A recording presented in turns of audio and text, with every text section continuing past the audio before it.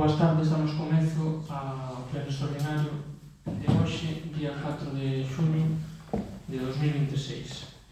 A orde do día que procederemos a resolver. Punto número 1. Proposta de aprobación se procede do borrador da ata da sesión anterior. Turno de intervencións, algo que obxectar? O contido da acta atopámolo no Real Decreto Lei, texto refundido das disposicións legais vixentes en materia de réxime local, no Real Decreto polo que se aproba o Regulamento de Organización, Funcionamento e Réxime Xurídico das Entidades Locais, no Real Decreto polo que se regula o réxime xurídico dos funcionarios da Administración Local con habilitación de carácter nacional, e toda esta normativa dispón que de cada sesión se redactará acta facendo constar como mínimo a data e hora de comenzo e fin, os nomes do presidente e demais asistentes, os asuntos tratados, o resultado das votacións emitidas e os acordos adoptados. Nas sesións plenarias di esta normativa que deberán recollerse sucintamente as opinións emitidas. A acta transcribirase no libro de actas, calquera que sexa o seu soporte ou formato, en papel ou electrónico, autorizada coa asinatura do secretario e o visto e prace do alcalde ou presidente da corporación. Non obstante, di a normativa que no suposto de que o soporte sexa electrónico, será preciso que se redacte, en todo caso, extracto en papel comprensivo dos seguintes datos: lugar, data e hora da celebración da sesión, a súa indicación do carácter ordinario ou extraordinario, os asistentes e os membros que se tivesen excusado, así como o contido dos acordos acadados, de ser o caso, e as opinións sintetizadas dos membros da corporación que interviñesen nas deliberacións e incidencias destas, con expresión do sentido do voto dos membros presentes. Tendo en conta a legislación vixente que acabo de mencionar, dende a alternativa dos veciños de Fisterra, consideramos que a acta redactada do modo que se presenta nesta sesión plenaria para a súa aprobación, igual que na anterior, non reúne os requisitos mínimos exixidos e por este motivo nos votaremos en contra. Non obstante, requerimos ao Goberno que poña os medios para que non resulte gravosa a redacción da acta do Pleno, que poña os medios materiais e persoais para axudar a labor do secretario. Ese será o noso voto en contra. É un asunto reiterativo, entón, aquí o Secretaría é o que procede a redacción da acta, evidentemente o grupo de goberno fai caso ao seu asesor xurídico, entón neste caso non sei se ten algo que... Vale, máis intervencións? Nós, pola mesma razón co anterior pleno, vámonos a seguir este. Eu, polas mesmas razóns que xa comentei en outros plenos, vamos a votar en contra.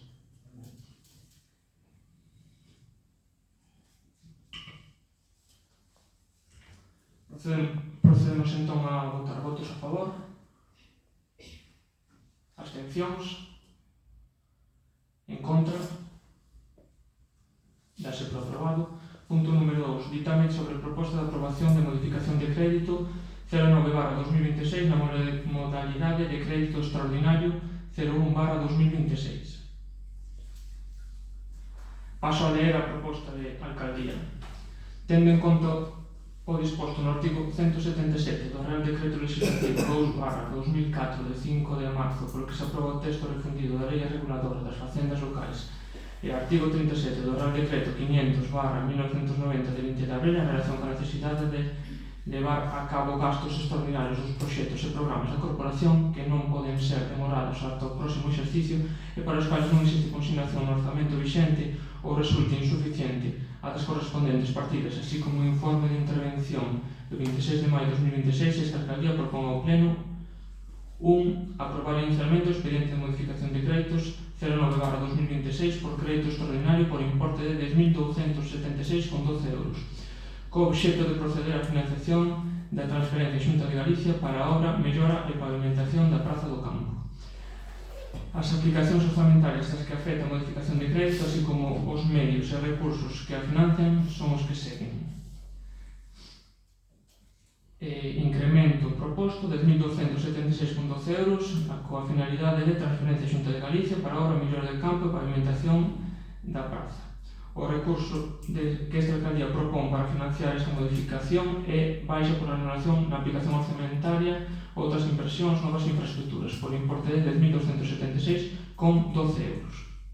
Punto 2. Exponer ao público o acordo de aprobación inicial mediante anuncio no boletín oficial da provincia polo prazo de 15 días, durante os calos os interesados poderán presentar reclamacións que estimen convenientes ante o Pleno.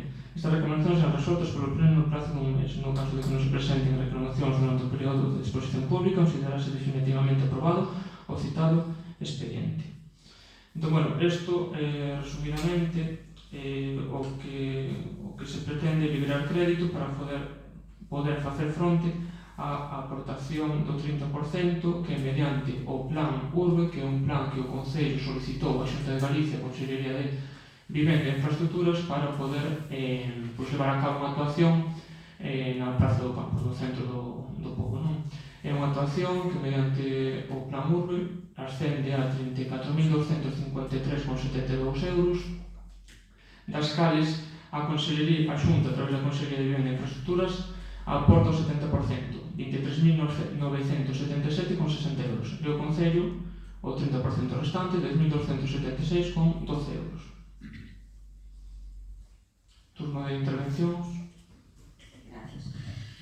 Bueno, desde a alternativa dos veciños de Fisterra, primeiramente queremos deixar constancia da falta de información sobre o detalle da obra que se pretende realizar e para a cal é necesario aprobar esta modificación de crédito.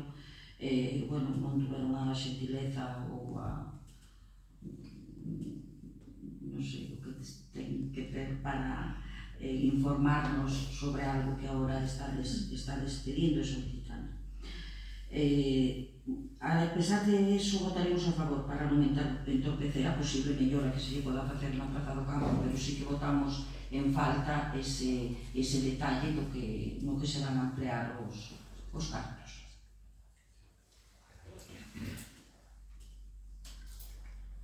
Ben, nós tamén estamos de acordo coa actuación e vamos a votar a favor.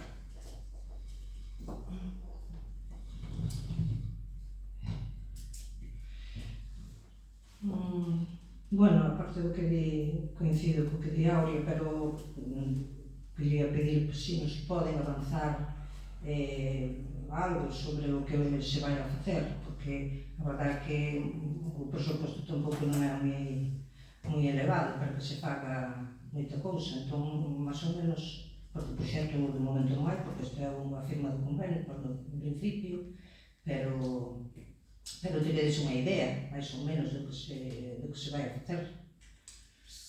Sí que o proxecto, de feito, no convenio, sí que foi pasado, o convenio que se pretende asinar ca Xunta, ca Consellería, se lera o convenio sí que aparecía, o proxecto sí que hai. O proxecto, como ti ben dís, é un proxecto por unhas cantidades que non son moi elevadas, pero bueno, o técnico encargado do proxecto considerou que é o precio que debe levar. E ven sendo unha rehabilitación da zona, nunha zona que leva moito tempo olvidada, que está abandonada, nunhas condicións casi, bueno, pois que os veciños queixanse do mantemento e máis incluso de que ten, bueno, pois ratas, insectos, etc. Entón, bueno, atendendo as súas peticións, pois o que se fixo foi ponerse en contacto, buscar unha vía de financiación para poder levar a cabo e acometer esta actuación. Entón, a Consellería de Vivenda e Infraestructuras da Xunta, pois, dixo, hai uns plans urbe que se solicitan, bueno, pois, aos concellos, pois, podes estudiar as actuacións. Entón, bueno, encargouse un proxecto de rehabilitación e consiste, pois, na rehabilitación do que o banco ao frente, que está moi desgastado, ten un aspecto pois malo, entonces vaise rehabilitar, construir, vaise lle dar un aspecto, bueno, recuperar digamos, o banco de pedra, colocar unha barandilla na zona superior, que ahora mesmo carece dela, e, bueno, incluso hai algún coche que ten caído debido ao desnivel da praza abaixo, e despois vaise renovar o que é o césped, vais colocar unha fonte e uns bancos. Vais un decorado de xardinería, etc. Básicamente iso.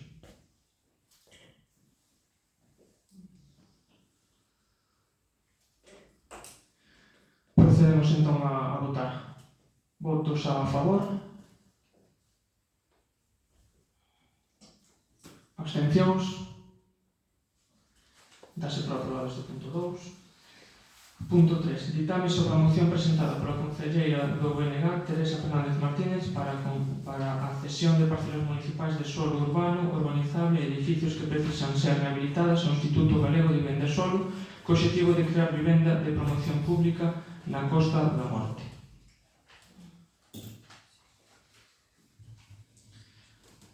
Vale, ao abeiro desta moción hai unha emenda presentada polo concelleiro Francisco Traba Martínez, que paso a ler. Como concelleiro non adscrito do Concello de Fisterra, ao abeiro da normativa de aplicación presenta a seguinte emenda de sustitución ao punto 2º da moción presentada polo BNG relativa á vivenda pública. Exposición de motivos.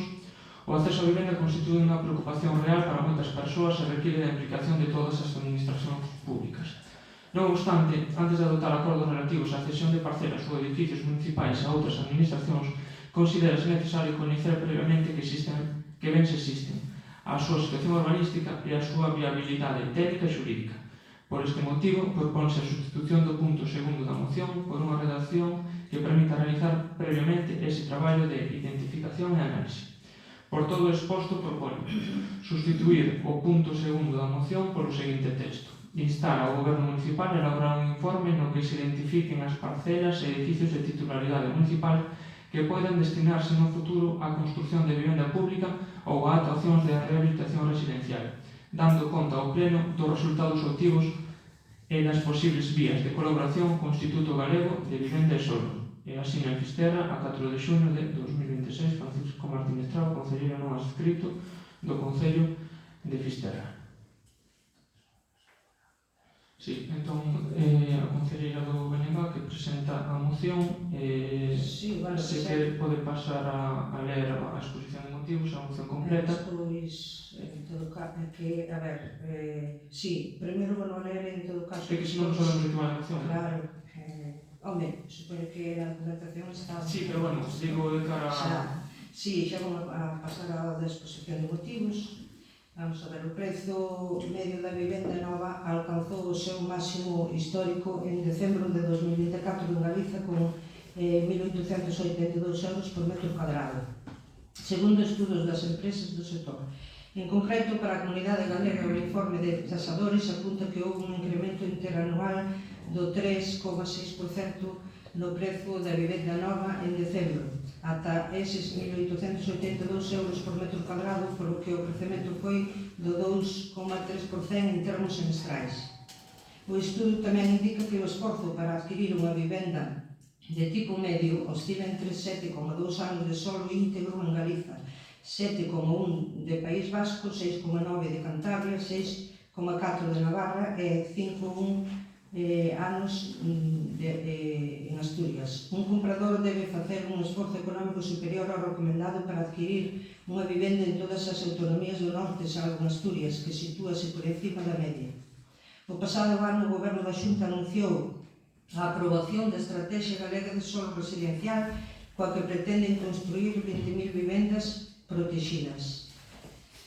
Outras 5.000 vivendas libres, a cal ten unha programación dividida en dúas fases. Unha primeira entre 2025 e 2028, centrada na xestión de solo, isto é, nas cuestións relativas á planificación e adquisición de solo e acordos cos concellos. E unha segunda fase, a relativa á execución de obras de urbanización, a comercialización das parcelas e a construción das edificacións. No tocante a esta segunda fase, o Goberno non concreta ningunha estimación temporal, polo que o anuncio ten un cronograma sen definir, que podería ser 20, 30 ou 40 anos. En realidade, o que se conclúe desta planificación é que de cara a esta legislatura o compromiso limítase a planificación e adquisición de solos menester que pretendían iniciar neste ano 2025.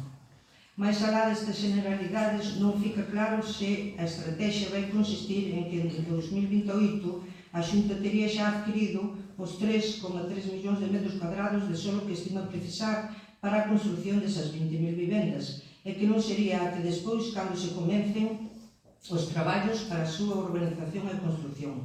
Ou se, pola contra, para o ano 2028, o Executivo prevé ter adquirida só unha parte dos solos e continuar posteriormente co proceso de adquisición de forma simultánea co de urbanización.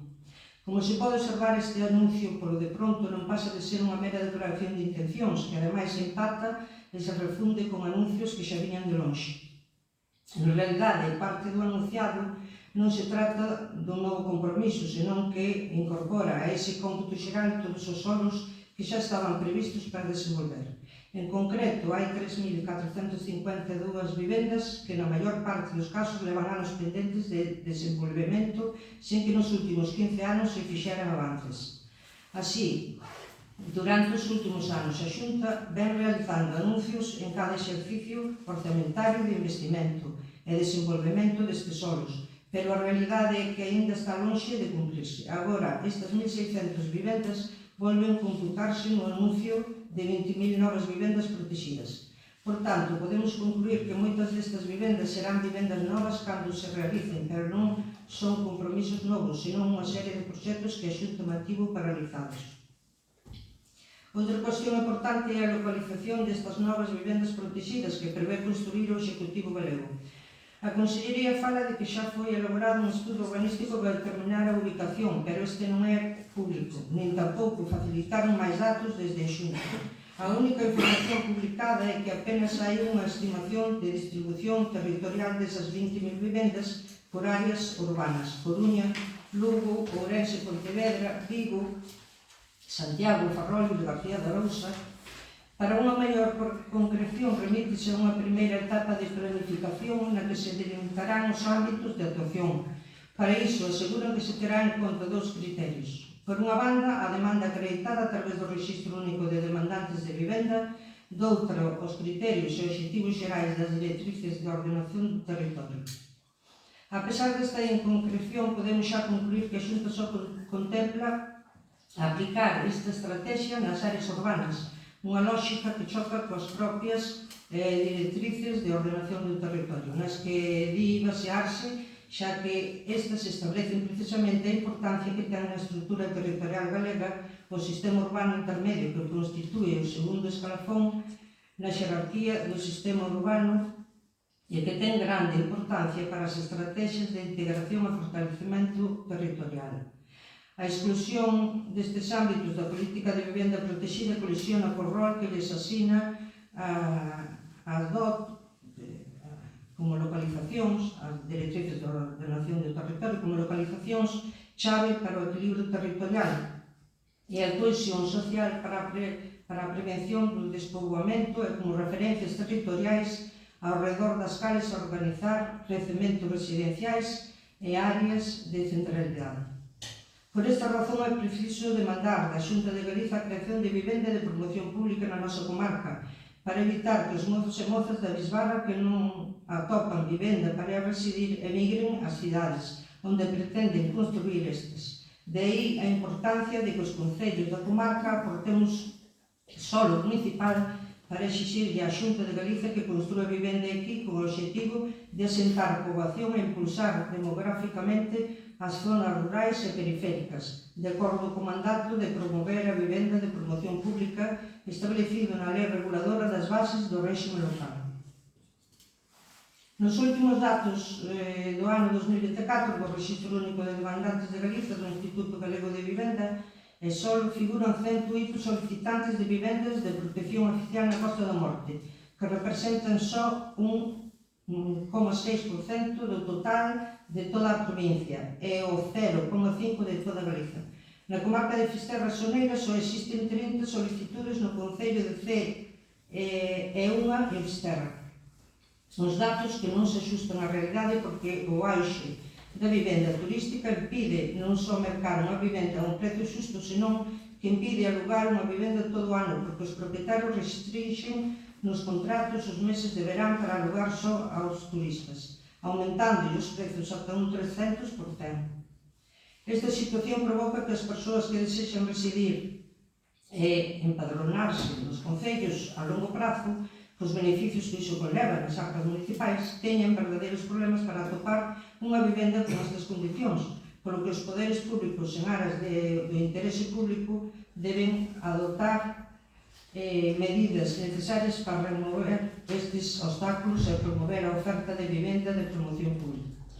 Dende o Bloque Nacionalista Galego queremos necesario pasar da política de propaganda a unha política activa en materia de vivenda con visión estratégica para avanzar decididamente na accesibilidade á vivenda, na cohesión social e territorial, sobre todo nas comarcas rurais como a nosa, na residencia fronte aos ciclos inmobiliarios e na progresiva ampliación do parque público. Por todo isto, a plena Corporación Municipal acorda instar ao Goberno local a levar a cabo un estudo e unha campaña de información pública sobre a vivenda no Concello, sobre a que se atopa baleira e a que se debe ser rehabilitada, e promover a inscripción no Rexistro Único de Demandantes de Vivenda en Galiza dos residentes que a precisen. E 2. Instar ao Goberno local a ceder ao Instituto Galego de Vivenda e Solo parcelas municipais de solo urbano ou urbanizable e edificios para ser rehabilitados para que o Instituto Galego de Vivenda e Solo construa as mesmas vivendas de promoción pública no noso Concello. Bueno, a vista da emenda presentada polo concelleiro non adscrito, acepta vostede a emenda? Vamos a ver, nós estamos presentando as mocións na comarca con todo este contido que acabo de ler, que xa coñecedes, e non vamos a modificalo. Non únicamente añadir a emenda esta, pero que ademais eu penso que o que di aquí xa está máis ou menos reflexado na exposición de motivos. E, bueno, o sea... Eso cousa dos grupos, eso xa... O que procederemos... Claro, que non sei, é a primeira vez que se presenta unha emenda, penso. Únicamente que quero facer unha emenda transaccional para... Señor secretario, pode unir a emenda en vez de sustituir o punto 2? O concelleiro que presentou a Claro, emenda está de acordo que é unha aportación a esta moción, nós non vamos a sustituir o punto. Eu presento a emenda para que se sustituya, se anule o punto número 2, para iso eu presento a emenda. Eu presento os meus motivos, por eso presento a emenda. Nós vamos a presentar como está redactada aquí. Si aceptas a emenda como anexo a esta moción, eu non teño problema. Eso já, non sei se pode votar a parte, penso que haberá que votar a parte a emenda. Se aceptades vos para que vai añadida... A ver, aquí o que hai que facer agora é votar se acepta a... Primeiro que dar voz ao pleno para que decida se vota a emenda ou esta. Despois, unha vez se sale denegada a emenda, pois sale Eu presento as minhas aclaracións, se queres, da emenda que eu presento. Xa leio xa. Non, pero despois expoño o que eu penso do que te expós na tua moción, e por eso eu te presento a emenda, eu explico por que te presento a emenda. Ti tens que decidir se vas a anular ese punto ou non. Pero bueno, anulas... Vamos a ver, despois da moción o que temos que debater, quen a vai aprobar e quen non. En todo caso, ti, cando teñas... O torno de palabra, se queres Claro, eu explico agora porque te presento a emenda, non te digo por... Abrimos entón o turno. Abre o turno de exposición de cada grupo para... exposicións e cada un que expoña... Bueno, dende o noso grupo concordamos no fondo da moción coa necesidade de que efectivamente dende o punto de vista municipal no noso concello pois necesitamos vivenda para a xente, para os diferentes veciños e veciñas, como para todos aqueles habitantes que venen de fora que queren quedar a vivir no noso concello, non? Evidentemente é un problema. E, bueno, a vista de que en Fisterra noutros concellos da contorna, pois tamén está a pasar unha situación similar, non? Por este motivo tamén, pois, a Xunta reacciona e, bueno, pois presenta este plan, non? Que está con vistas a levarse a cabo, bueno, plan 25-28, despois con varias fases, pero, bueno, o asunto é que nós estamos de acordo co contido da moción. Evidentemente sabemos de primeira mano que fai falta vivenda en Fisterra. Para iso tamén xa en anteriores plenos expuxemos varias medidas, como por exemplo a modificación que estamos a levar no plan para restringir outro tipo de usos e darle máis peso ao que é a primeira vivenda, vale, porque sabemos a problemática. Entón, estamos de acordo no que é a moción. Que pasa? Que, bueno, tampouco vemos aquí, é unha moción tipo, xo dixo a Concelleira do Bloque, estamos con mocións tipo, pero ninguna é adaptada a Fisterra. É dicir, aquí non se explica a problemática de Fisterra estudiada de unha forma pormenorizada, non sabemos que tipo de parcelas son as que vostedes proponen para que o Concello pois poda levar a cabo este tipo de intervencións. Non solicita que se faga un estudio das parcelas, máis ben decidan as parcelas. Pero, bueno, hai que ter uns datos, hai que facer unha auditoría antes das necesidades, cantas son, todo, bueno, isto é teórico, moi bonito, pero na realidade pouco di, nada máis que, decidir parcelas. Que a necesidade que vos sabedelo, que a necesidade que hai de terreo público para levar todo tipo de infraestructuras, como vostedes tamén xa tuveron a problemática do centro de saúde, non? É dicir, é unha moción tipo, sí, está ben, estamos de acordo, non sei que actuamos, non sei que propuxemos medidas e nós estamos nese sentido, pero que a moción, pois non estamos de todo, bueno, é unha moción tipo, unha máis. Bueno, en todo caso, despois xa contesto... Como que Non, despois contesto máis ou menos todo. Bueno, desde o noso grupo de Alternativa dos Veciños de Fisterra compartimos a preocupación que expós pola situación da vivenda e a necesidade de impulsar políticas públicas, pero a realidade do noso concello é que non dispón actualmente de parcela nin de edificios municipais, ainda non dispón dos básicos para que poidan ser obxecto desta cesión nos termos que recolle a proposta. Entón entendemos que aprobar unha iniciativa basada nunha disposición patrimonial da que o Concello carece podería xerar expectativas que na práctica non sería posible materializar. Así pois, nos imos a absternos.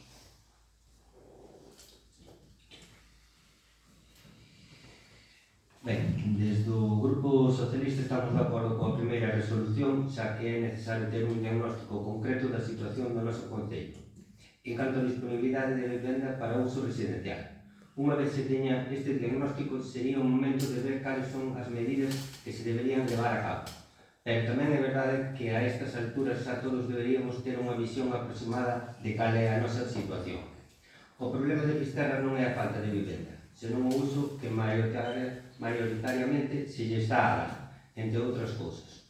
O uso turístico das vivendas está a causar a desaparición do alquiler tradicional co fin residencial, encarecendo tanto o prezo do mesmo como o das propias vivendas. Nós sabimos vir o problema cando se estaba a elaborar o plan xeral, ese tan malo para algúns iluminados, e limitamos o uso turístico das vivendas por zonas e por plantas.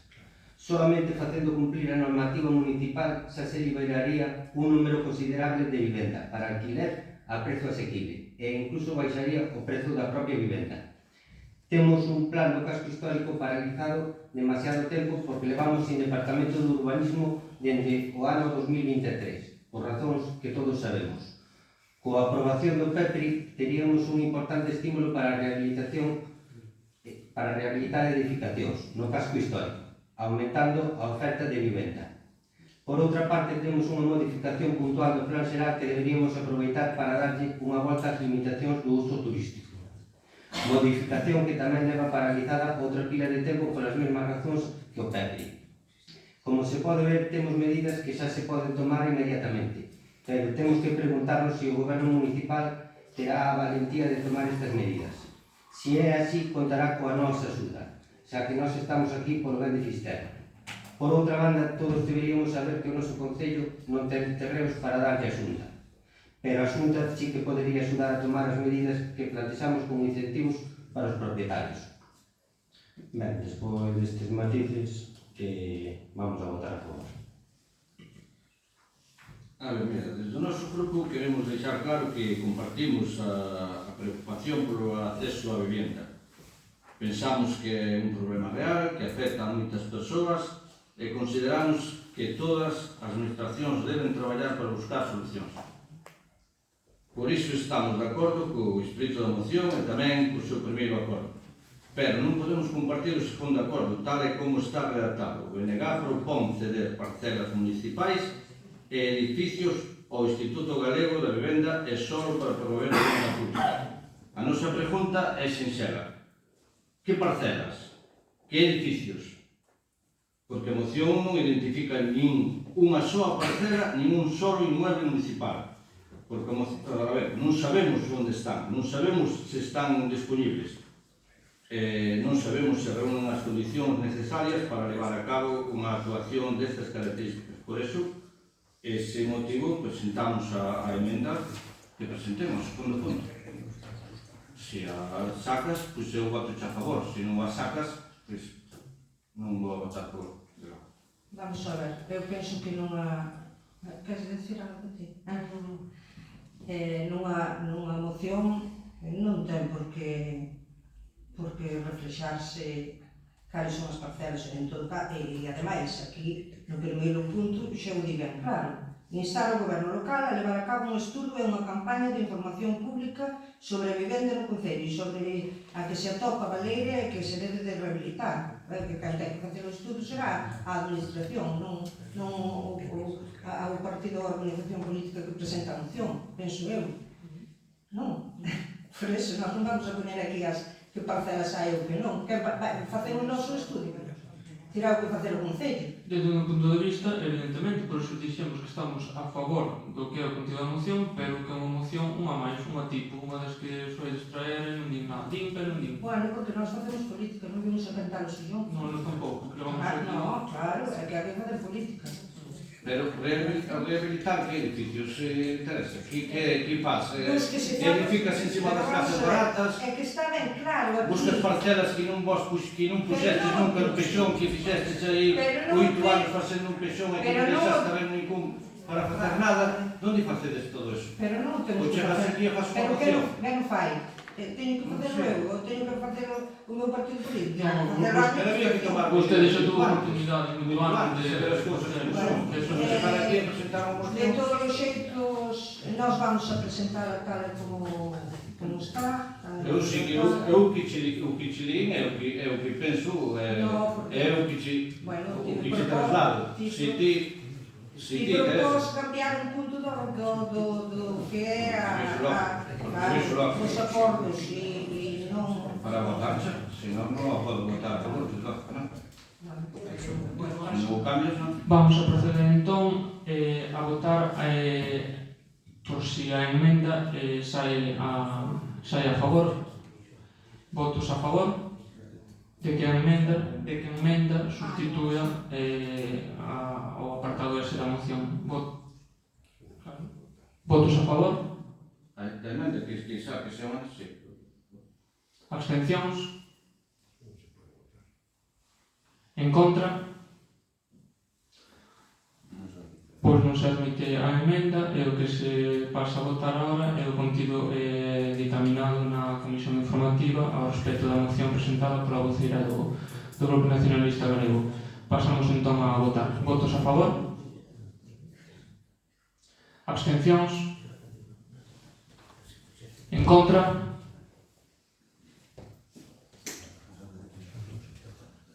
Dase por aprobar.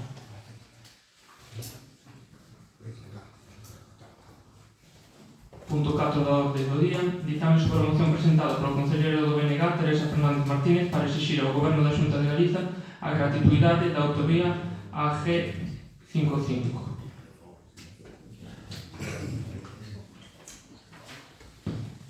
Vale, vou pasar xa tamén a exposición de motivos.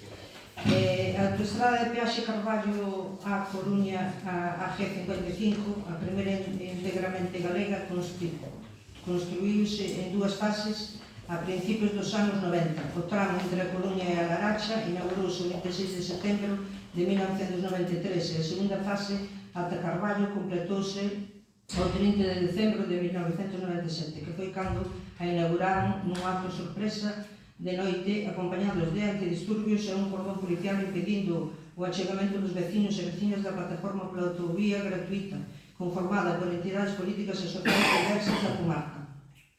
A Xunta de Galicia é titular da autovía Coruña-Carballo, a G55, cuxa concesión administrativa para a construción, conservación e explotación foi adxudicada por un tempo de 50 anos a Autoestradas de Galicia, concesionaria da Xunta de Galicia S.A. en virtude do decreto 23/1995 do 20 de xaneiro e que finalizará no ano 2045.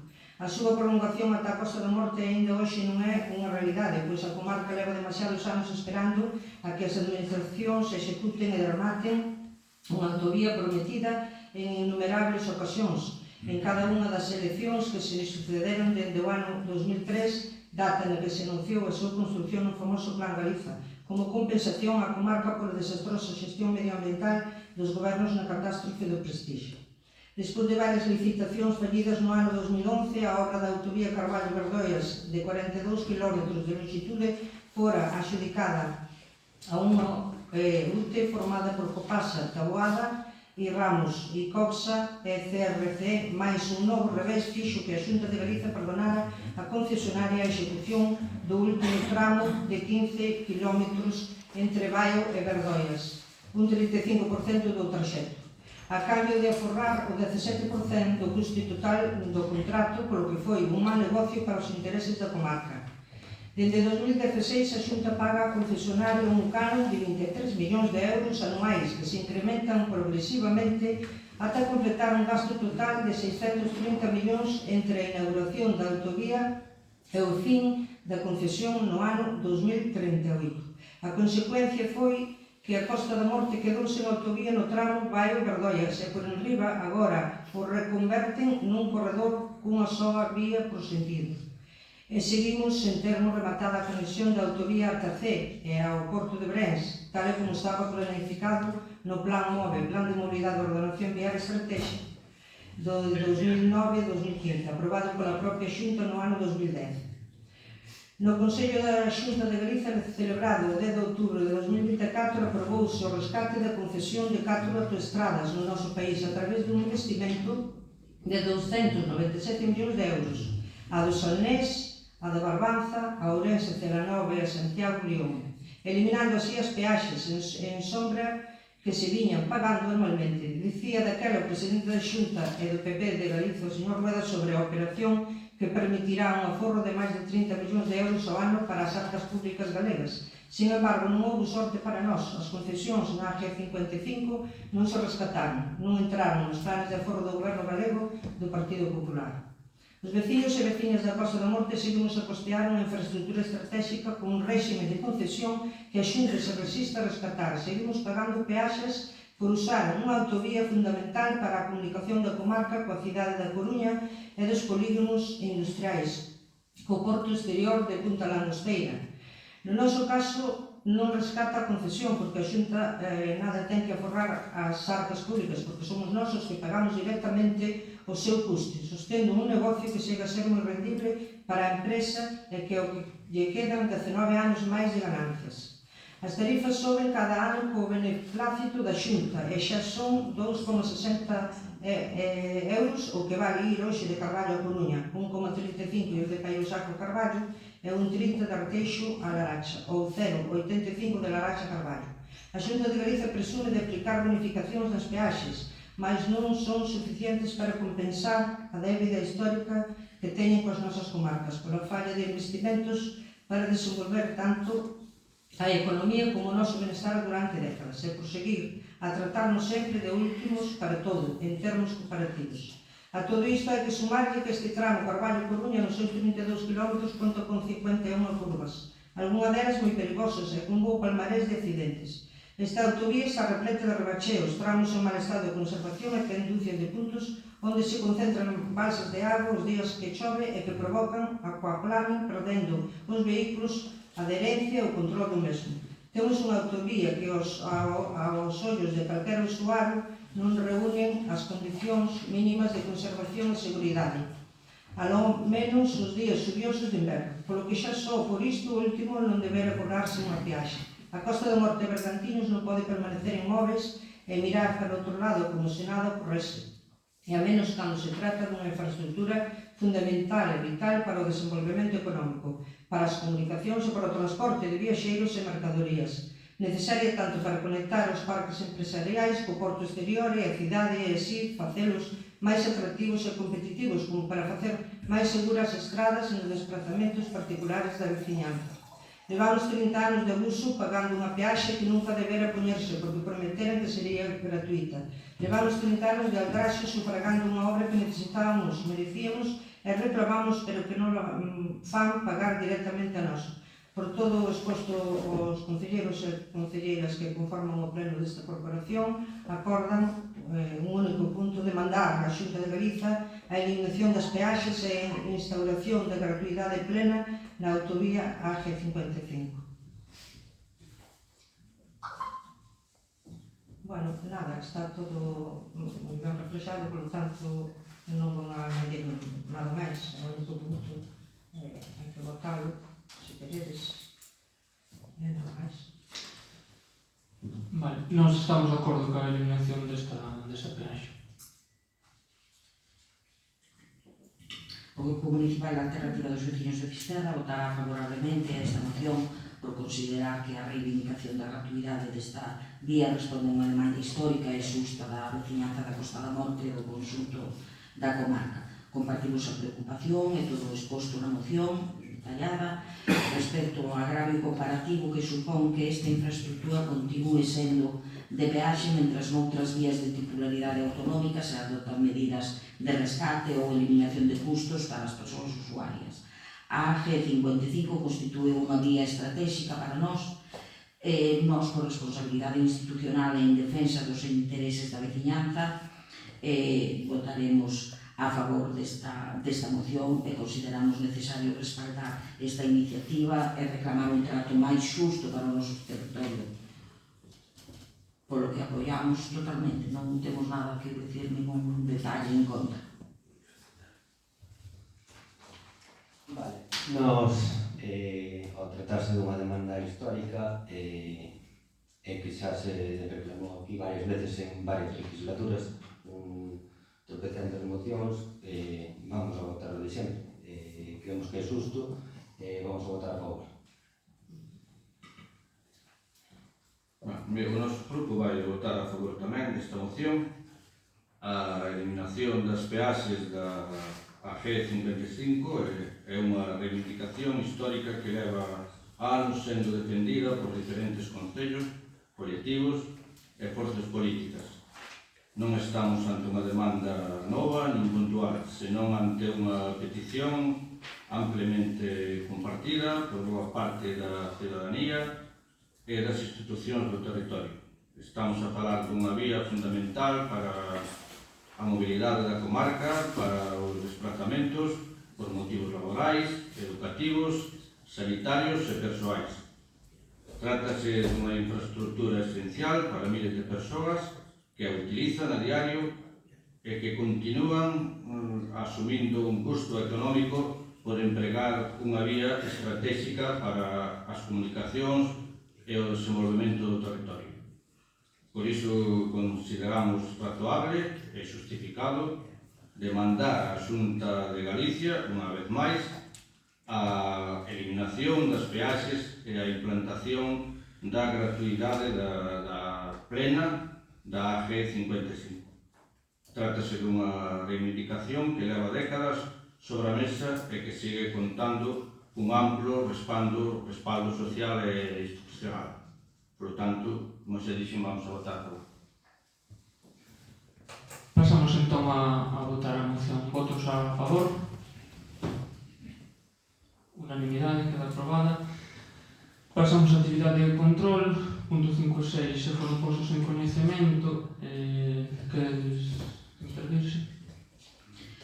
Sí, bueno, eu vou dar nota, supoño que dun erro de cortar e pegar, supoño, no de resolucións dictadas pola alcaldía contrarias aos recados efectuados, no informe de intervención que recolle as resolucións da alcaldía contrarias aos recados de intervención aprobados entre o 31 de marzo deste ano e o 30 de maio, que non se nos facilitou na documentación do pleno. Bueno, notamos a faltar un expediente, o 2026/G003/000428, que é o referido ao pago das facturas dos meses de marzo e abril. Sí, eso de corta-pega. Entonces, bueno, como sei que isto tedes que enviálo para control, pois simplemente para que se procede, pois o fagades, solventar o erro, simplemente. Vale. Algo máis?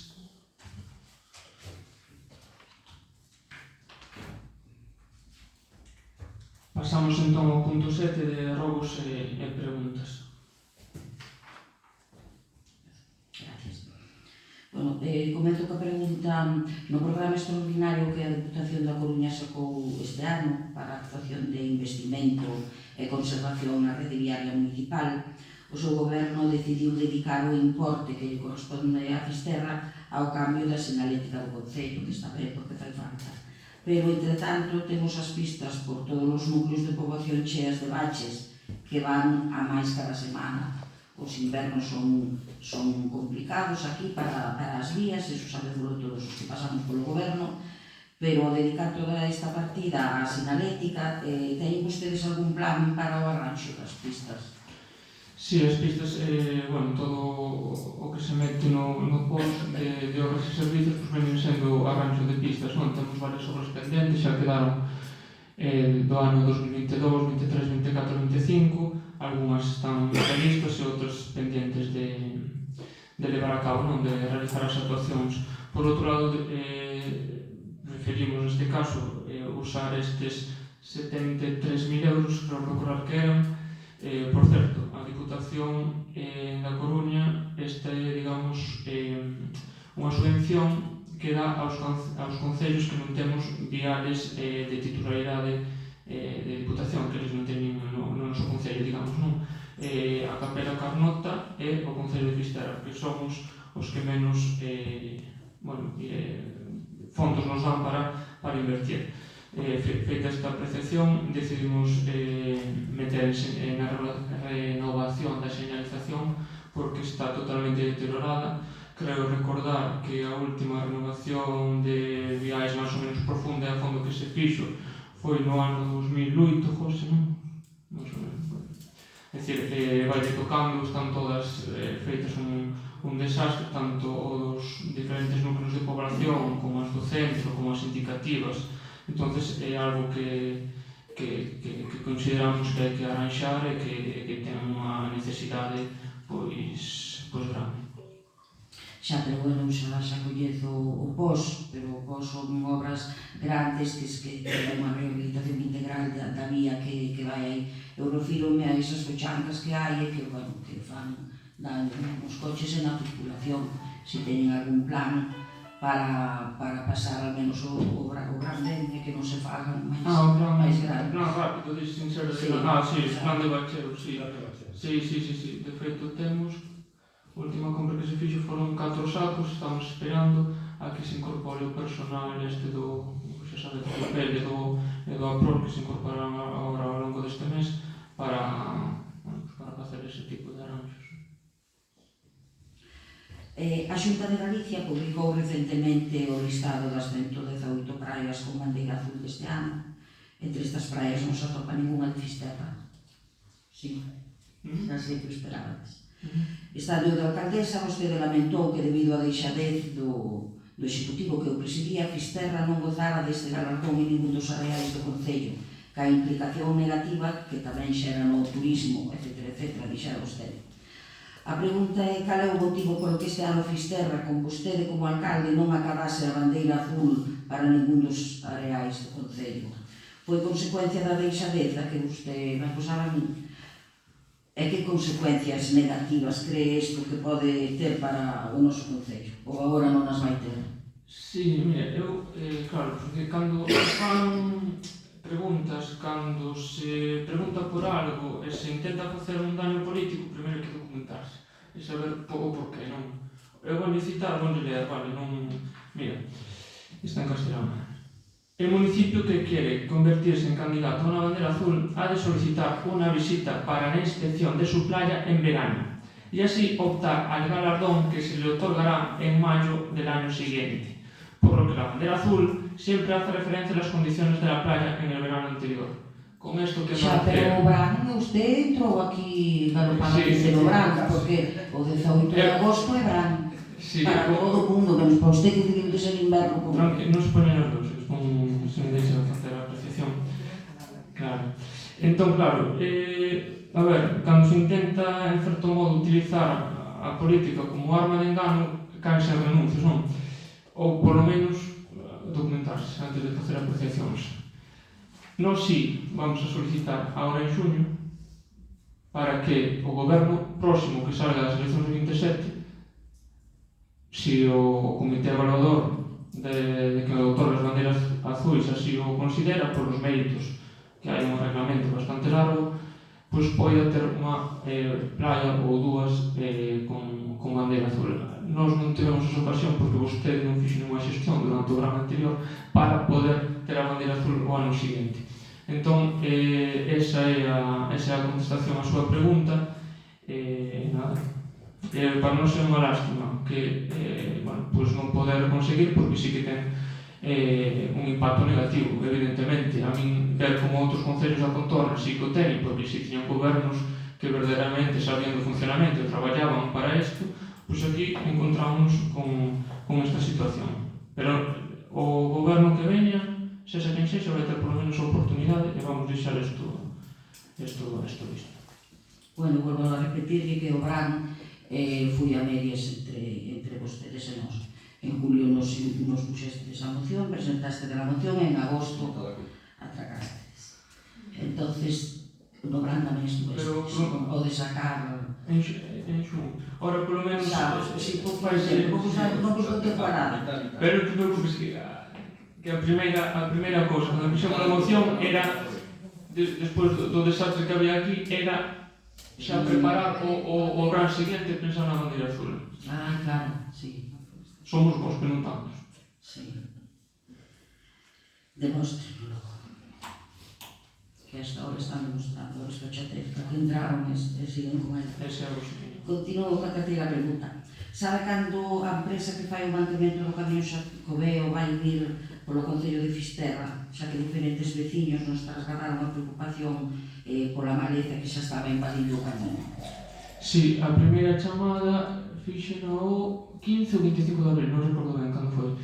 Dixeronme que xa pasaran a primeira vez, hai 3 actuacións, 3 pasadas, digamos, non? Entón, seguen insistindo porque sí que fai falta, e dixeron que iban a ver antes do 15 de junio. De todas formas, debido á insistencia, xa anticiparon o tramo do que é o faro, e dixeron que antes do 15 de junio, é dicir, a zona sobre todo de San Martiño, ali a de Sardiñeiro con Talón, todo por aí fai limita a entrada que ven de Muxía pola parte de Canosa. Si, dixeron antes do 15 de junio facían a segunda das pasadas. Pois no mes de xuño do ano pasado, o seu grupo político publicou nas súas redes unha fotografía do estado do campo de Soarriba, que tiña ervas sin cortar, estaba relativamente, tiña falta, e escribiu que para o PP de Fisterra o rural era unha prioridade. E mesmo no pleno ordinario, que se correspondía con este da hora, con o mes de xuño, vostede, actuando como voceiro do seu grupo político, criticou o lamentable estado no que se atopaba este campo. Pois ben, a día de hoxe, en pleno mes de xuño tamén, o campo de Soarriba está totalmente invadido polas ervas, está igual. Tamén os lavadouros están sin limpar, algún nivel que se ve. Bueno, recrimínolle porque se ve que en aquel momento consideraba vostede unha prioridade e agora esa prioridade xa non é tal. Agora está no goberno e iso xa pasou a un plano secundario, xa o rural xa non é prioritario para vos, senón estaría todo impecable. Tratábase, pois, dunha prioridade para quedar ben, eso sí. No, é unha prioridade. De feito, o campo de Suarriba, que o citastes anteriormente, pasouselle en marzo, non? Limpouse en marzo, que viña sen limparse desde o verano. Entón pasouse en marzo para preparar a tempada e é certo que de marzo hasta maio, marzo, abril, maio, en 3 meses non se fixo outro tipo de desbroce porque, bueno, hai máis sitios, tamén no rural, sí, tamén no rural. Entón, marzo, fixose a última limpeza, a última pasada, e agora cando entre as novas cuadrillas de Freira, de Pel e de Aprol, pois parase todo tipo de espazos. Lavadores tamén, lavadores non é verdade o que acaba de dicir, non é verdade que están todos desfeitos ou... Non, eu non dixen todos, dixen tamén os lavadores están sen limpar, algún ni siquiera se ve. Pois eu creo que se ven todos. Eu creo que se ven todos. A silueta, sí. Non, vense todos. Bueno, case 10 meses desde que chegaron ao goberno, na man de Trasua naquele momento, agora concelleiro non adscrito, e vostede fixou dúas prioridades para o seu goberno. Prioridades que eu xa non sei a que vostede chama algo prioritario, porque as prioridades eran reunirse con todos os traballadores do Concello, que iso non tuvo lugar, e a outra era presentar canto antes os presupostos para a súa aprobación por este pleno. 10 meses despois seguimos esperando que vostede ultime esas prioridades que leva 10 meses para ultimadas. Ten xa algunha data para estas prioridades? Sí, o que non sei é porque considera ou di vostede ou asegura que non houve reunión co personal, esa é a primeira apreciación. Con todo non, probablemente coca... Sí. Eu diría que sí. Pois a mí eles dime que non. Bueno, pois entonces infórmase mellor. Non, bueno, infórmame cos que son chamados a... Pero eu digo que sí, eu digo que con todos. Non hai ningún traballador que non fora reunido dentro do seu ámbito, ningún. Bueno, aí queda, dito por vostede. E o segundo tema dos orzamentos, a labor e o traballo político está feito, e agora falta non sei en que fase está a tarefa administrativa. Entón fai antes a labor política sin ter o documento administrativo? Si, nos marcamos prioridades no orzamento e consideramos en que partidos é que facen máis hincapié, que en outras, despois o encargado de cuadrar, de orzamentar, pois é outra persoa. Xa, balóns fora. Non, balóns fora non. Balóns a Corbeil. É o que hai. Bueno, queremos rematar con un robo que a alternativa dos veciños de Fisterra quere deixar constancia dunha crítica que queremos facer sobre o feito de que a Concelleira de Cultura e tenente de alcalde non asistise ao último pleno por participar nunha saída programada polo seu departamento a Santiago de Compostela. Saída na cal tuvemos constancia polas redes do Concello. Pois tampouco se tivo a ben nesta mesa excusar a súa ausencia como manda a norma ou como deberá ser. Comprendemos que a actividade cultural sexa importante e mesmo moi valorada para a veciñanza, pero iso non resta gravidade ao feito de faltar ao órgano central de control e debate municipal. Na nosa opinión, quen ostenta responsabilidades de goberno debe priorizar a súa presenza no pleno, porque é aí onde está a verdadeira responsabilidade institucional e política. Por iso consideramos que esa ausencia non estivo á altura do cargo que desempeña nin á altura da institución que representa este pleno. Si, quero contestar eu, por suposto. Para algo teño voz e voto tamén nesta mesa. Vexo que están vostedes moi preocupados últimamente sobre a miña figura, as miñas líneas vermellas, as cales non teño que traspasar, ou as miñas conversacións. Eu diríalle que eu fun acompañar como Concelleira de Cultura a un grupo de persoas o cal xa estaba previsto esa visita a Santiago, a ver Hamlet, a obra de teatro, no que fomos recibidos por unha fisterrana como María Stone, que foi unha anfitriona de 10, que xa lle agradecemos a ela personalmente, pero aproveito para decilo tamén neste espazo, e considero que era un feito máis que demostrado de que eu tiña que participar con ese grupo de persoas e acompañar a técnico de cultura neste evento. Se eu considero que eu teño que ter aí esa presenza e podo excusar a modo do alcalde e do resto de compañeiros, porque hai resto de compañeiros e concelleiros, en este caso tamén concelleira, pois ter o que decidir eu. Non creo que ninguén o tenha que decidir por mí. Se eu convinte acompañar este grupo de persoas a unha actividade que eu programei, en a que eu traballei, considero que está máis que desculpado. Grazas. Gracias a usted. Mire, eu simplemente lle estou recriminando, criticando unha actitude que vostede como conselleira a min, a nós, o noso grupo, non nos parece loable que fixera. Foi un grupo de xente de Fisterra que, bueno, iba, non creo que tuvera que ir levado da súa man. E a min non me interesa para nada, non me interesa a súa vida nin o que faga, pero si me interesa o pleno, e me interesa a responsabilidade dos concelleiros do pleno. Espere un momento. Sí. Claro que me interesa eso. E as liñas vermellas, como non me van a interesar? Non se poden traspasar, sea concelleira ou non sea. E se a concelleira menos, porque está representando.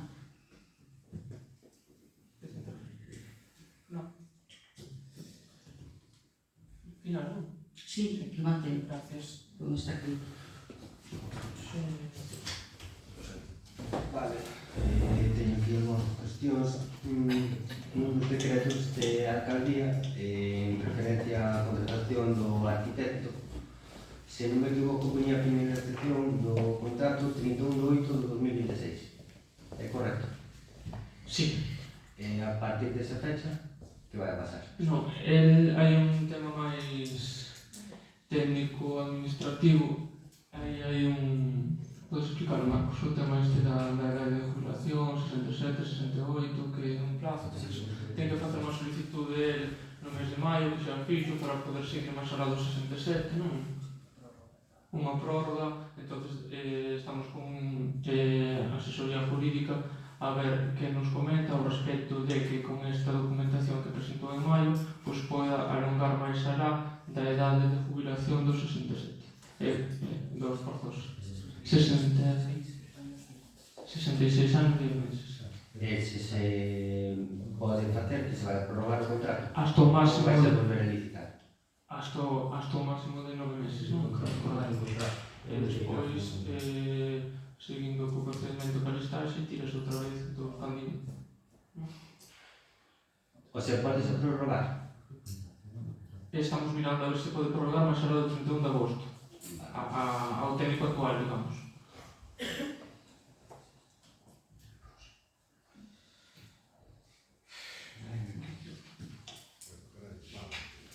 Vale, seguindo polo tema do urbanismo, teño algunha estimación de cando se vai aprobar a modificación puntual do peixón e do perro?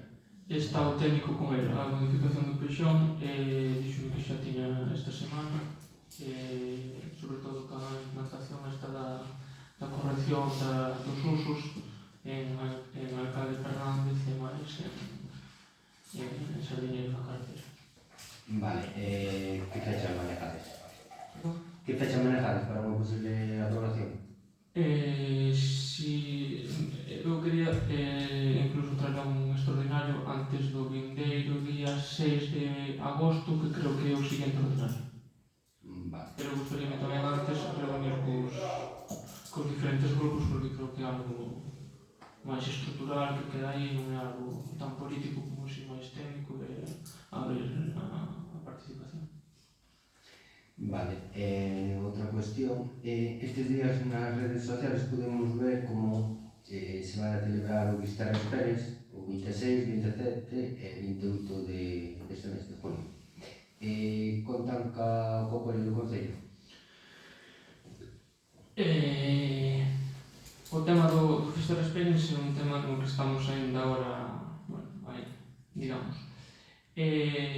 Houve reunións, desde o primeiro momento dixose, o goberno municipal dixo que non iba a aportar ningún só euro. É dicir, eles creen convinte facer en Fisterra a día de hoxe, que ainda non está cerrado porque ainda non hai permisos, porque ainda non se deron os permisos á promotora, nin os patrocinadores da promotora de facer o festival. Desde o primeiro momento dixose que Fisterra non iba a gastar o que gastou os anos anteriores neste festival, que andaba por encima dos 30.000 euros o gasto. Este goberno dixolle a esa xente que íbamos a gastar 0 euros, que non íbamos a poner ningún só euro.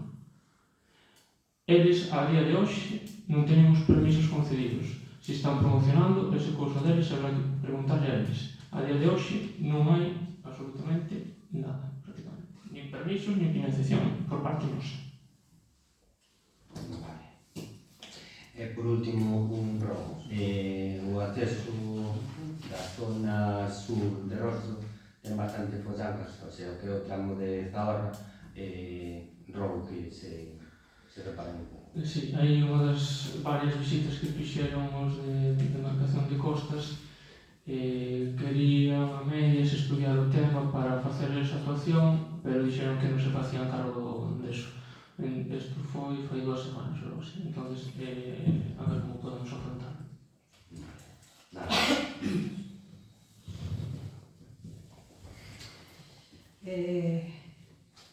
A miña primeira pregunta é se vai a instalar unha caseta ou algunha infraestructura similar na serra para os socorristas, porque vai haber socorristas, non? Supongo que teña preguntar no pleno anterior. Vais a instalar algunha... Si, pedimos orzamento, agora temos dúas empresas. Por un lado, era un de 600 e algo para 3 meses, julio, agosto e setembro.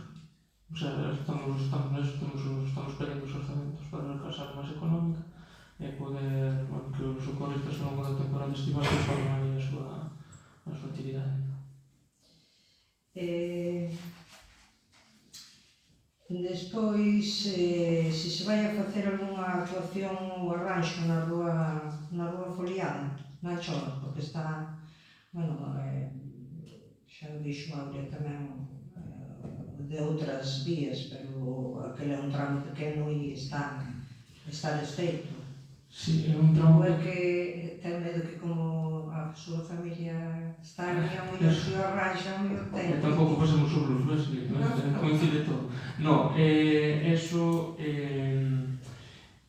eu intentei facer un proxecto sobre eso. Pensei que iba a ser máis económico, dixeron que se iba bastante. Entonces, a ver como podemos meter, non sei se vía porque parece que non, pero todo o aparcamento son as dúas... Nós fixéramos unha proposta para o POS, non sei se ao final alcanzaba o anterior goberno.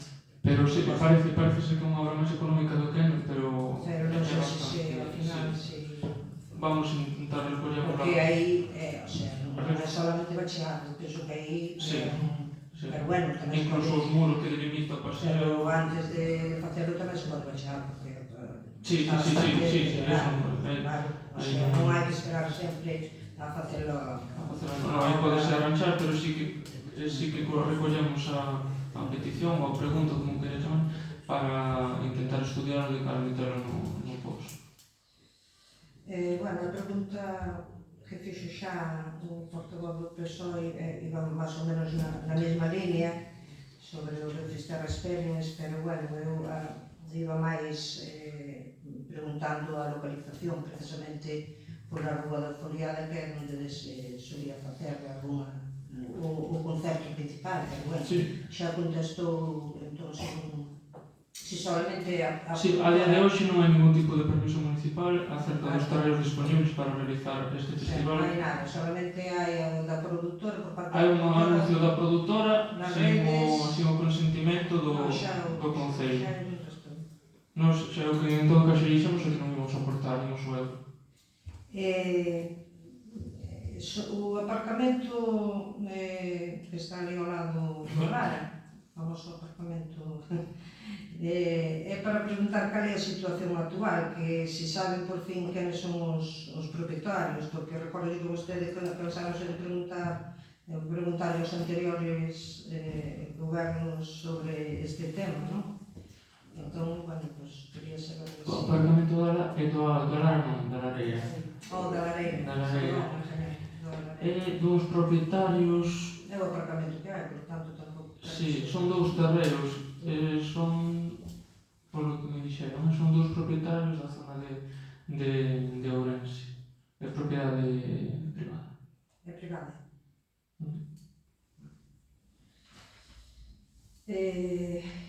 Quería tamén preguntar sobre se sigue, en todo caso pode responder Susana como concelleira de Cultura, se sigue en vigor o programa Trasmallos da Cultura.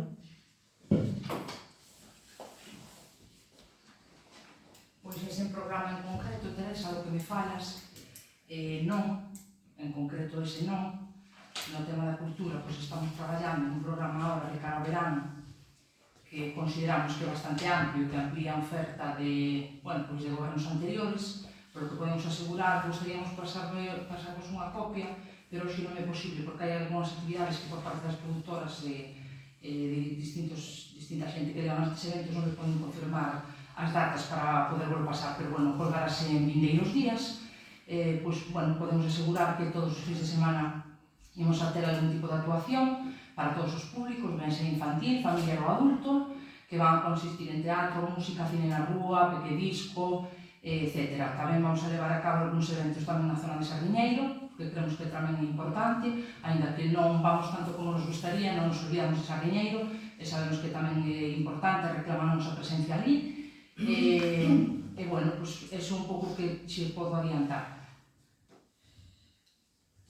Xa, o que pasa que eu refírome ao programa, un programa que había, que, bueno, que había solíamos poñer unha partida para colaborar económicamente aos autores e autoras que para a presentación de libros, para Pois agora mesmo non por eso non sei especificamente ese programa, por eso vale, non sei se eu entendo, claro.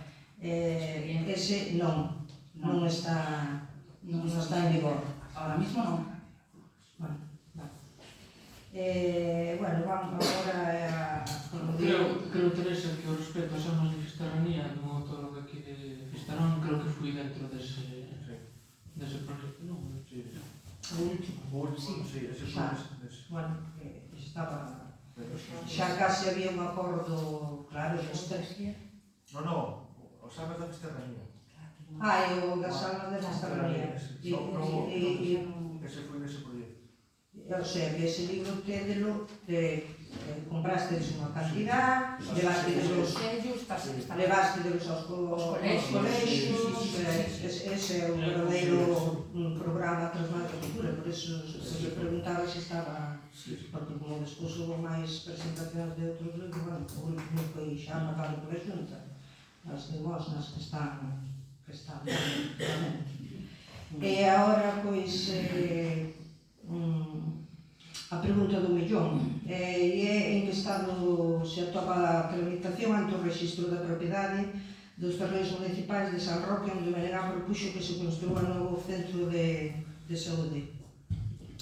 Lembramos que o Parlamento Galego, a iniciativa do deputado do Menegá, Óscar Inso, aprobou por unanimidade o ano pasado unha iniciativa que incluía que o Concello de Fisterra cedese a Xunta esa parcela municipal para construir o centro médico. E nos orzamentos da Xunta para este ano hai diñeiro habilitado para redactar o proxecto de construción do centro de saúde. Vostedes levan case xa un ano e desde que entraron a gobernar e aínda non cederon ningún terreo ao goberno galego e corremos o risco de perder os cartos da Xunta para iniciar os trámites do novo centro médico tan necesario para Fisterra. Sí, bueno, isto estamos tratando con a Xunta, puxemos a disposición deles 2 terreos concretamente, a ver que les parece. Bueno, si nos levamos casi un ano, vos vastes 8 anos, que tampouco fixestes. É dicir, non podemos tampouco exixir a que non leva 10 meses o que non se fixo en 8 anos. Con isto me refiro que está ben exixir, pero, bueno, tamén é que vos sabedes que non é unha tarefa fácil, que non é... Por iso tamén nos chama moita atención a moción que presentaba antes ao respecto de poñer edificios e terras de titularidade municipal para outro tipo de actuacións cando estamos con este problema que ven de atrás, que é difícil solución, e que estamos neso, estamos pendientes a ver de que nos digan ao respecto destas dúas parcelas e tirar para adiante. Pero desas dúas parcelas unha de San Roque Non, ou non? a de San Roque non. E como é? Para o goberno local, a parcela de San Roque para o centro de saúde está descartada. Se está descartado. Para o goberno actual, sí. Se estas dúas non cumplen. Buscaremos máis. O sea que temos un terreo gratis e queren comprar un terreo, queren gastar os cartos. Sí, consideramos, eu expliquei varias veces, consideramos por que razóns? porque non consideramos que a ubicación sexa ideal, nin as A dimensións... ubicación para quen? Para os donde viven, os ver, porque máis céntrico non pode ser. Para o porque goberno actual, que é o que Xente. está elixido polos vecinos. Pero a E non xa dixemos vamos a en ver, campaña. a xente das aldeas, a xente da zona de San Roque, a xente daquel, tamén teñen que vir aquí. Pero ninguén está falando da xente das aldeas, nin xente de San Roque, nin A nada. xente Estamos de falando... Fisterra, a xente de Exacto, Fisterra, a estamos- xente de Fisterra somos Exacto, todos. estamos falando Por lo de tanto, que si hai un estamos en vías terreo, de alternativas pero, para buscar un terreo que se adapte mellor ás condicións técnicas Fisterra como é un concello moi rico, por eso se pode permitir o luxo de comprar un terreo novo tendo un gratis, non? pero nos presentades unha moción de que puxéramos a disposición os terreos para outro tipo de utilidades. Pero eso non ten nada que ver. Non é verdade que o período de San Guillermo non vamos pasar ali. Bueno, pero permitirme que ese sitio foi elegido pola Xunta, avaliado A Xunta, pola Xunta, pola Consellería. A Consellería sabe mellor os Pola Consellería. Sabe mellor a Xunta que os Pois nós ofrecemos tres e eles elixiron ese. E ese era o que... E vos perdestedes... nós non perdemos nada, non siga manipulando, non diga mentiras, non perdemos nada. Quem perdiu foi vostede 230.000 euros. Ese foi quen perdiu foi vostede 230.000 euros. E está no turno de preguntas a voceira do Bloque Nacionalista. E vostede Por realmente... favor, No, están insultando, como non vou está no turno de entenderme? palabra a voceira do Bloque Nacionalista galego. Bueno, parece-nos un despropósito. Ou é porque foi proposta nosa. Bueno, nada. Bueno, si teño un robo. A ver se poden repoñer as lousas do paseo de protección lunar da Mosquera, de Pizarra, bueno, xa saben, porque é un peligro para os que, bueno, os camiñóns que pasan por aí, porque que son moitas. Recordo unha compañeira nosa que vai paseando, contou hasta 50 e tantos. O sea que nada máis. Recollido, por favor. Vouche preguntar. No marco do procedimento judicial derivado da denuncia que presentei tras detectar uns feitos que considerei de especial gravidade durante a etapa na que formei parte do goberno municipal deste concello, o órgano judicial requeriu ao Concello de Fisterra a remisión de diversa documentación municipal. Ante a falta de achega da documentación solicitada, o propio órgano judicial viuse na obriga de reiterar expresamente o seu requerimento. Transcurridos xa varios meses desde ese novo requerimento e segundo a información da que nos dispoñemos, a documentación solicitada segue sen ser remitida ao xulgado. Por iso lle pregunto, Luís, foi finalmente remitida ao xulgado toda a documentación solicitada?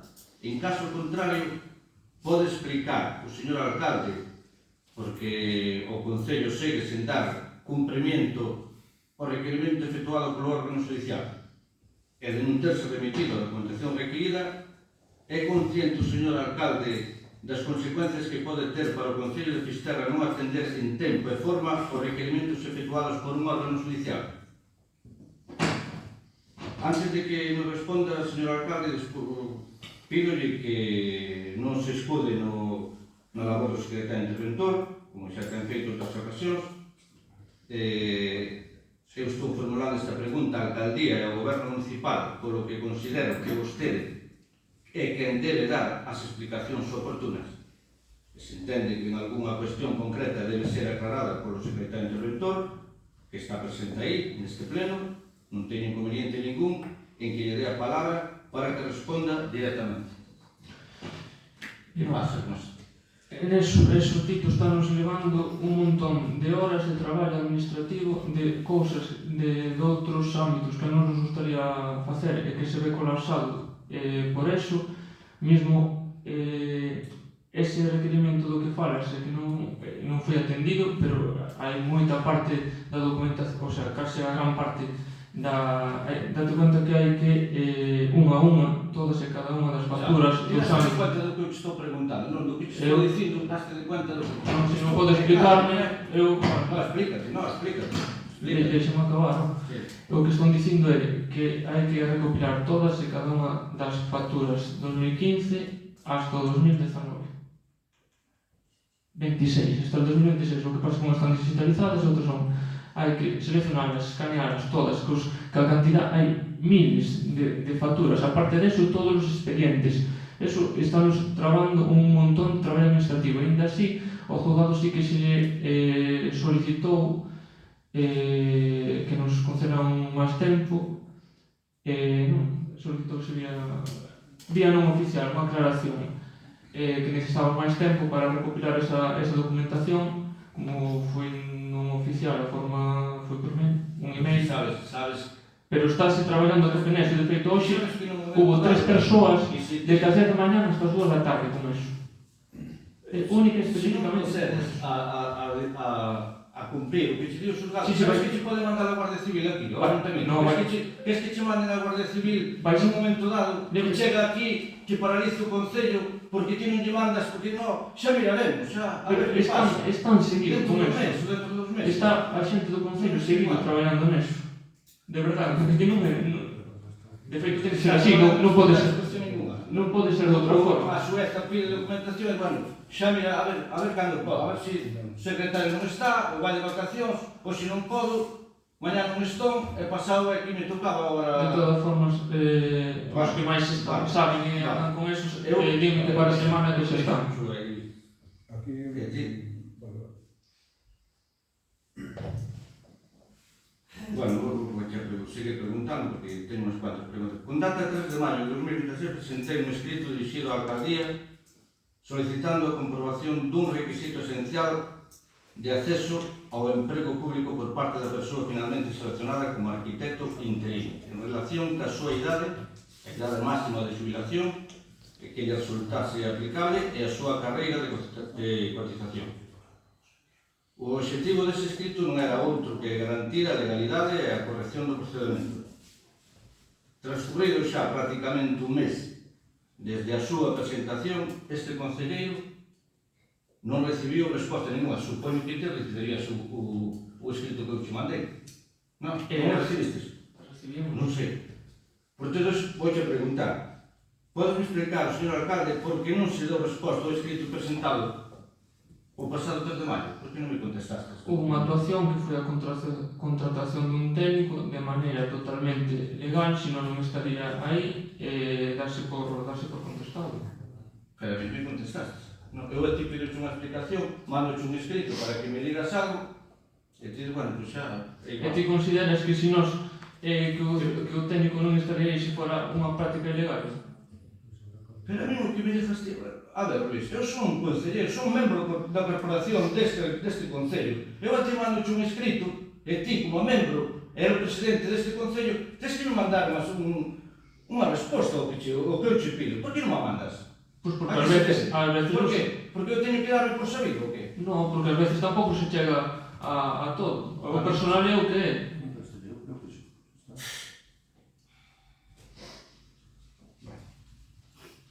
Eu creo que te podes dignar e contestar, polo menos unha contestación. Eu, mira, Tito, non che podo mandar porque estamos con moito tal ou que sea, pero non sei. Pois xa che vou a mandar dentro de unha semana ou dentro de 2 semanas, pero non, paso que aquí non contas nada máis que vos e nada máis. Os Os outros membros da corporación somos... Están chegando contestacións escritos, Outra cosa que tamén te quero preguntar. Recentemente afirmouse públicamente que o problema do arquitecto municipal estaba solucionado. Pero convén recordar que se hoxe se deu algún paso para intentar resolver esta situación, non foi por iniciativa deste goberno nin dos gobernos anteriores, pero senón grazas á insistencia e ás denuncias e ao traballo de fiscalización realizada por este concelleiro. Eso é así. A realidade é que o Concello continúa dependendo dun nomeamento temporal con un prazo máximo limitado mentras segue sen aprobarse a modificación da realización de postos de traballo necesaria para a creación e a cobertura definitiva da praza. E precisamente por iso resulta incomprensible que se traslada a veciñanza que o problema está solucionado. Non o está. O problema só estará resolto cando se aprobe a modificación da RPT. Se cree definitivamente a praza e se leve a cabo a súa cobertura estable e definitiva. Mentras tanto, o tempo se vai correndo e se non se adoptan as medidas necesarias con suficiente antelación, existe o risco de que o Concello volva a toparse nunha situación semellante á vivida nos últimos anos. Ademais, resulta difícil entender esta falta de avances cando a proposta de modificación da RPT leva xa un longo período de tempo sen ser sometida á aprobación do Pleno da Corporación. E por iso vouche preguntar, en que se basea o Goberno Municipal para afirmar que o problema do arquitecto municipal está solucionado? Cando ten previsto levar ao Pleno da Corporación a modificación da RPT necesaria para a creación definitiva da praza? E cal é a planificación prevista para garantir a cobertura estable e definitiva da praza antes de que finalice o actual nomeamento temporal? No tema da RPT estamos neso. O problema está resolto desde o punto de vista que hoxe temos arquitecto municipal que ten unha amplia demanda e o servicio non pode quedar sin esta figura.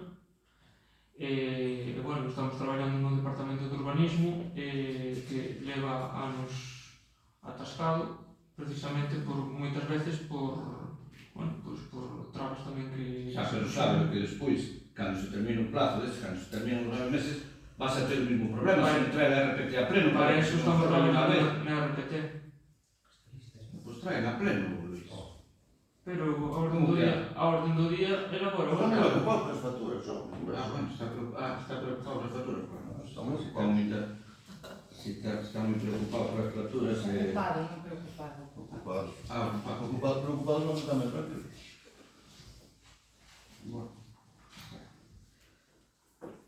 Bueno, quero dicirte tamén agora, pleno tras pleno vimos preguntando por a situación dos contratos de servicios municipais que continúan sen a correspondente licitación e a situación regular.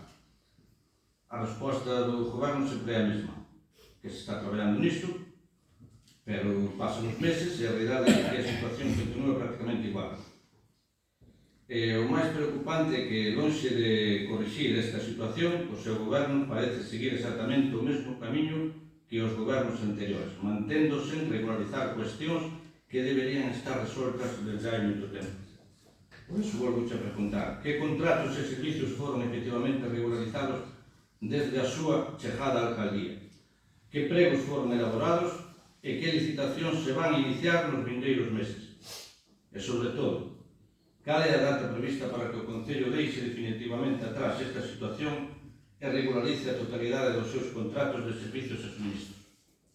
Sabes cantos contratos... Unha vez, Sabe cantos contratos estaban en precario? Todos. Todos. Ningún había... Estás facendo o que tens que facer? Mira, os pliegos do contrato de saneamento vai se licitar este mes. Estamos cos pliegos da electricidade e queremos meternos cos de desroces. É dicir, estamos traballando neso, pero que non podemos arreglar en 8 meses. Non había ningún solo, e vostedes saben, non había ningún solo que non estuvera en precario. Ningún solo. Con eso se le digo todo. Bueno, agora vou facer tamén, vou facer un rogo, unha aclaración. Segundo a relación de postos de traballo vixente do Concello de Fisterra, vou a nombralo, porque eu teño que nombrar. O señor Juan Carlos Carril Pérez ocupa unha praza de auxiliar administrativo de Administración Xeral clasificada no subgrupo C2 en nivel 16. Pero nos decretos de aprobación das nóminas dos meses de abril e maio de 2026 figura con unhas retribucións brutas de 4.076,24 euros, 3.822,83 euros mensuais, respectivamente, cantidades que, de manterse ao longo do ano, situarían as súas retribucións anuais nunha continua próxima a 50.000 euros brutos. Tendo en conta que actualmente o Concello conta con un secretario interventor titular ocupando a súa praza e que o señor Carril Pérez mantén a condición de auxiliar administrativo, pode explicar, alcalde, os conceptos retributivos concretos que xustifiquen estas cantidades e que acordos ou resolucións amparan o seu aboamento? Así mesmo, considera o Goberno Municipal normal é proporcionado que unha praza de auxiliar administrativo C2 nivel 16 perciba unha retribución desta cuantía, porque estamos a falar de máis de 3.000 euros netos ao mes e de cantidades próximas a 50.000 euros brutos anuais. E o que queremos saber é o máis sincero: que está cobrando exactamente o señor Carril Pérez e por que está cobrando e quen autoriza esas cantidades para pagar. Resulta moi difícil de entender para moitos vecinos e vecinas e tamén para moitos traballadores municipais que unha praza de auxiliar administrativo perciba unhas retribucións desta cuantía superiores a doutros postos municipais que exixen titulación universitaria e desempeñan importantes responsabilidades técnicas e profesionais. Por iso consideramos imprescindible que o Goberno Municipal dea unha explicación clara, detallada sobre esta situación. Como pode haber? Como isto como é? Eu agora mesmo... Que pasa aquí con estes pagos? Eu agora mesmo... Teño aquí o que se cobra de cada persona. Sí, son decretos. Como é este tipo? Son decretos de nóminas. Falaba dos conceptos retribuídos, agora mesmo non me acordo. Que será salario base, será horas extras, e o tema do juzgado que suben de fai 3 ou 4 anos. Pero vamos a ver, Que ven... a ver, isto é inexplicable. Eu unha persona que o cargo que ele ten no Concello de Fisterra, que estea curando máis que o secretario, que fai o traballo secretario, como se come iso? Porque a mí non me venes que non, que fai con o Xoel de Paz o que fai horas extras. Pero por que fai horas extras? Non é o secretario interventor. Pero fan un traballo, non? Como farán o secretario de tirar Pero o traballo que fai, de cobrar 3.000 e pico de euros, como ven iso? Ten varios conceptos, Non se pode facer, non ten vale. varios conceptos que ahora mesmo non recordo exactamente todos porque é a suma pois das cantidades que dixestes que están sacadas do decreto. Sí, pero... Sí, cando está de votacións ou cando se... Sustituye ao secretario interventor. E pode sustituir? Sí. Pode sustituir porque é a única persoa que está... Quen autoriza? A Xunta de Galicia, ti, personalmente, como é? Na administración local é a única persoa que... É a única persoa que ahora mesmo está... Sí, é a única persoa que ahora mesmo está... É a administración local? Sí, a administración local é a única persoa que pode asumir agora mesmo. Mira ben eso. Mira ben eso, se os miras ben. Responde no próximo plano. En que te está preguntando a ti, Travis? Estaba o alcalde por... Eu non estou falando contigo, Juan. No, pero está dicindo ele que contesta no próximo pleno, no. Ele pode me contestar a mí agora, nisso. Nada máis. Eu estou no turno da miña palabra, estou preguntando, ten que me contestar. Non tens que dicir de ti, contesta no próximo pleno. Que non eres nada para dicir que eu conteste no próximo pleno. Xa está. Un concelleiro, pero non eres quen ele é, portavoz. Ti non eres. Entonces cala. Pero está calado. Que? Vamos, veña, xa está. Vamos a entrar en conflitos. No, pero ainda é o que é o portavoz, é o que ten que contestar. Eu non te estou pedindo esta explicación, neste caso estou pedindo a ele. Próximo pleno. Si non vamos a estar aquí hasta da noite este ano. Pois con el debate se vai. Eu teño que ir aquí ao pleno a calar. Ou a ver, por favor, non vamos Vamos levar hasta da noite, que temos o tempo limitado, non podemos preguntar, falar. Entonces avisa. Ahora, poñemos en conocemento de quen teñemos que poñerlo.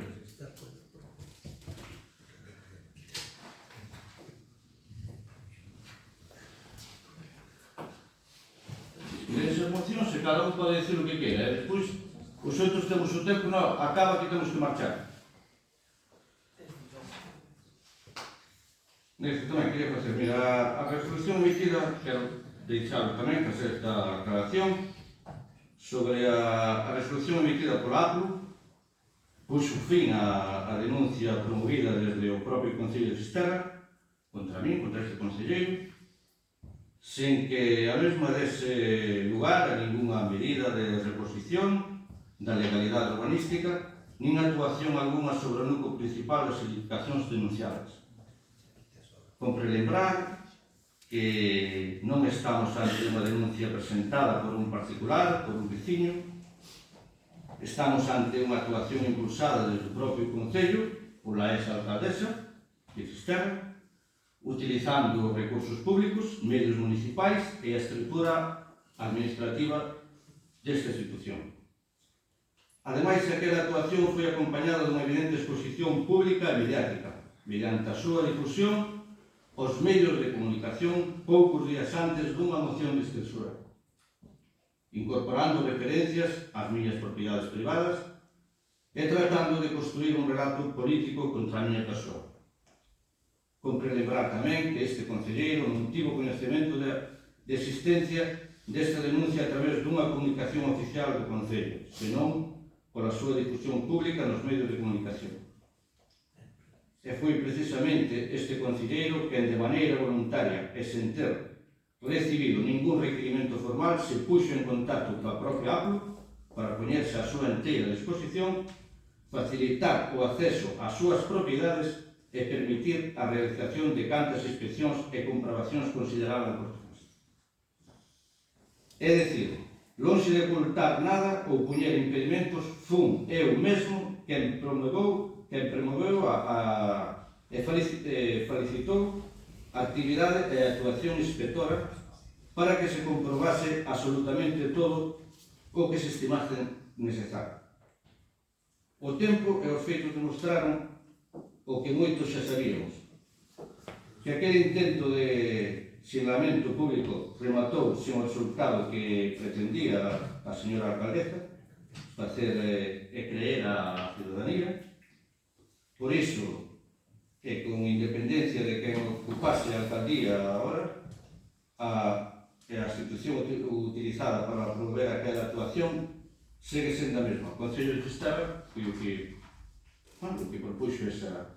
E por todo isto rogo ao señor alcalde que en nome do Concello de Fisterra recoñeza públicamente que a denuncia impulsada desta institución pola señora alcaldesa, a que estaba esa alcaldesa, non deu lugar a ninguna medida de reposición de legalidade urbanística sobre o núcleo principal das edificacións denunciadas e que presente as correspondentes desculpas institucionais por perxuízo personal político e reputacional causado. Porque as institucións públicas están para servir o interese xeral e non para ser utilizadas como ferramentas de desgaste político, confrontación personal ou persecucións contra quen exerce a súa labor de control e fiscalización. E moito menos para intentar desacreditar a quen defende con firmeza a legalidade e a honradez e a transparencia na administración pública e denuncia as irregularidades que outros prefieren calar. Por iso eu agora tamén podía coller para así e tamén decir a APLU que veña a dar unha volta por aquí, que veña a mirar a aguas de Galicia, que veña a mirar os regatos, os ríos, onde están as edificacións, as costas, Podía, Eso é un roubo que me, ao no goberno. goberno que che digo, e ti, que en nombre de que estás agora de alcalde, Eu descoñezo o contido todo ese. A verdade é que teño moito traballo, non me paren a mirar temas personales, é máis... pero non é un tema personal, é unha denuncia que se transmitiu do Concello. Bueno, desconozco Que tamén. non a puxestes, pero puxo a Descoñezo, que que estaba non vou a entrar alcaldesa. en valoración, ni vamos a facer suicios de balón, ni vamos a opinar sobre eso, porque non é o meu traballo. A verdade... non che digo que opines sobre eso. Eu digo que como alcalde da hora de Fisterra, non, que poñase bueno, que publiques, se queres, ou que poñase conocemento do que esa alcaldesa do pueblo de Fisterra fixo contra a miña persoa e contra a denuncia que me fixo polo Apolo, non? Porque pensaba dicir, bueno, mandaron, fixo un arquitecto aquí e tal, e por contactos que tiña, pois eu non sei agora, resulta que quedou esa cousa así. A ver se agora mando eu a Medio Ambiente, ou a Agua de Galicia, ou que se deu unhas voltas por aí e que mire todo o que está ilegal. Cada un que faga o Por que supuesto, considera, o que ten dereito a facer e pode facer, isto eso non é a miña labor, nin vim aquí para eso, importame moi pouco ou Non é nada. a túa labor, non che digo que sea a túa labor neste caso, pero a denuncia a Apple foi feita polo Concello de Fisterra. Ti agora estás o que presides o Concello. Pois non sei se por alusións alguén que... Sí. Agradezco yo. Recibiu o Concello algunha resolución da APRO ou notificación respecto deste expediente? Eu non sei... Non había. Si que recibo. Bueno, se non había non sabe o que Non vi nada. Non vi nada, teño moitas cousas, se podo non mirar, non vou a mirar. O que te puxeste se o sea a Apple, se quere mirar a ti. Vale, Por lo tanto, usted se dejaba. Esas son xa cousas de juicios de valor, non estamos aquí para iso. Son juicios de valor. o secretario di que si chegou unha resolución da APRO, bueno, eu xa solicitei a raíz das publicacións e teño cita para o día 11 para E fai un cargo do Concello, que iso o problema de todo eso. Espera, Utilizamos o Concello para temas personales, para denunciar a unha persona utilizando como fixo cando fui da moción de censura, que fui ao colegio de abogados e dixo, que me va a facer unha... Vamos a respetar, por favor, vamos a respetar o turno. E tal, e vai a pagar, canto me cobrades? 3.000 euros, toma 3.000 euros. Por favor, vamos a respetar os turnos de palabra, vale? No, por favor, señor, por favor. No, eu preguntáballe porque eu solicitei cita para ver ese expediente e como me concederon, penso que chegou unha resolución. Entonces, bueno, xa diremos, xa trairemos o pleno se a usted non lle importa para ver o que resolviu. Gente, seguridade, Pero iso non son cousas que interese aos veciños. Xa, pero cando insultan... Pero para eso hai medios de comunicación, hai cousas que son guerras. Vale, se non hai nada máis que añadir, levantamos a sesión. Moitas gracias e boa tarde.